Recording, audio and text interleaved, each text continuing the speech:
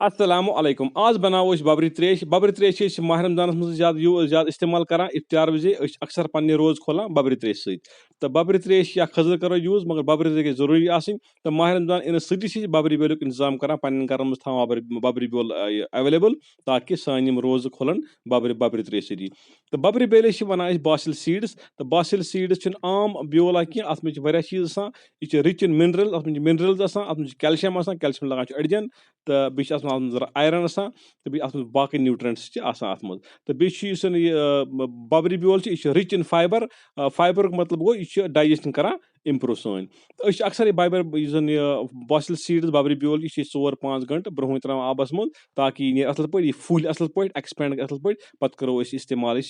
इफ्तार विज तो अगर बबरी बेल असल यह ज्यादा जरूरी 5-10-5-6 घंटे ब्रोह त्रान की हेको इंस्टेंट कड़ 5-6 मिनटन मज यूता यह वीडियो बोड़ 5-6 मिनट युत टाइम लोग बबरी त्रेश बनानस क्योंकि यह बड़ बेहतरीन बबरी बेल व्यूठ बबरी बेल मार्केट में असल क्वालिटी बबरी बेल डिपार्टमेंट स्टोर पे तो यह कोर इस्तेमाल बबरी त्रेश बनाने मज तो यह त्रोन ठंड आबस मज त्रो गर्म आबस मज क्योंकि तो आज मौसम ठंड तो यह गर्म आबस मज यूज कर तो गर्म आबस मज त्रावानी 5-6 मिनट लगे टोटल मतलब बनस डिश बनस शरबत बनस तो अम पे कोर इफ्तार अमे ब्याल अमे त्रेश सत तो अत बबरी बेलिस त्रो कतीर कतीरस वन कतीरा गोंद यह ज्यादा लबन मिडल ईस्ट कन पहाड़न मज मान तो अरब कन पहाड़न मज ज्यादा लबन यह हर्ब यह जड़ी बूटी तो खास कर ईरान मज ज्यादा वपदावन तो ईरान अमुक सारे ज्यादा एक्सपोर्टर कतीर कतीर बॉडी कूलेंट मान यह बॉडी ठंड करान तो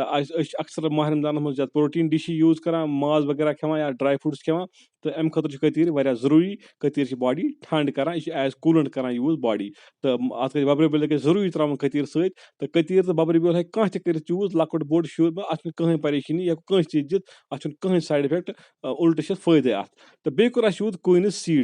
कोइनिस सीड्स बमचूट बेल को त्रो अत बमचूट बेल एज कूलेंट तो बेस डाइजेशन करान वारिया इम्प्रूव तो यह बड़ बेहतरीन चीज यह बना कुछ डिपार्टमेंट या कुछ डिपार्टमेंट स्टोर्स पे अवेलेबल 93 चीज अत कहीं चीज छान मुश्किल यह 3 चीज लगे आबस मज गर्म आबस मज तो अत प्योर 5-6 मिनट वेट को इस काल थोड़ा फुलियाव यह जन कोइनिस सीड्स अम न्यूट्रंस त्राम नबर आबस मज बे कतीरा गोंद कर यूज तो यह असल पे गोलमुत बे त्रा खंड 2 चमचे खंड कर अवॉइड क्योंकि आज हनी अवेलेबल कहीं अस त्रो खंड 2 चमचे तो तुम गई हनी कर यूज ज्यादा तो हनी साइड इफेक्ट कम कंपेयर टू खंड तो अस त्रो अत शुगर त्रेम सत यह रलावन असल पे खलन खलन दिमो सत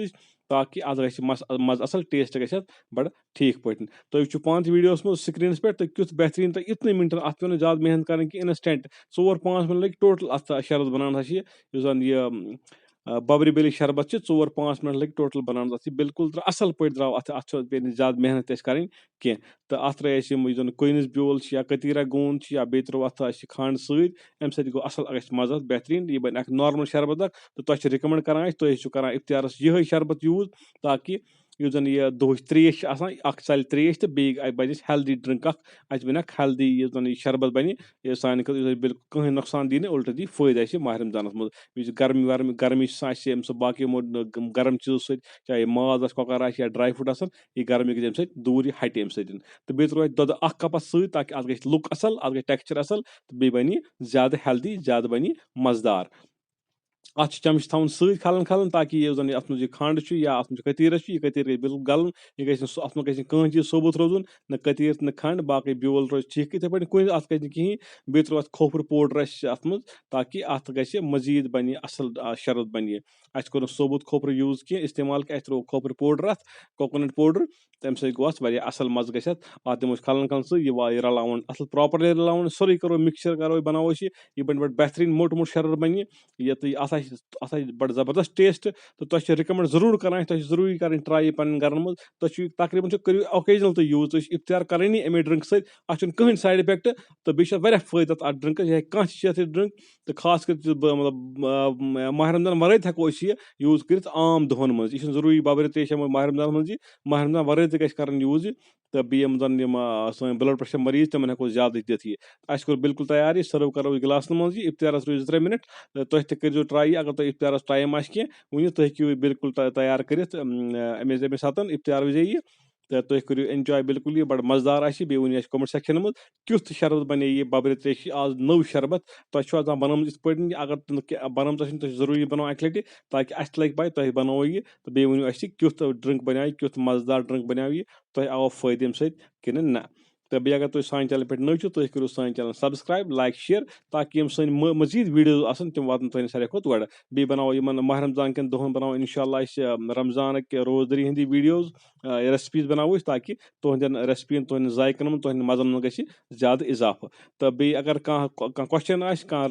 कुकिंग रिलेटेड या शरबत रिलेटेड क्वेश्चन तुम कमेंट सेक्शन में शेयर कर ताकि दिमो तुम असल पे बेहतर पे जवाब तो बिहु खुदाय सवाल अस्सलाम वालेकुम अपन दुआन में सजो शरीक अपन दुआन में सजो याद अल्लाह हाफिज।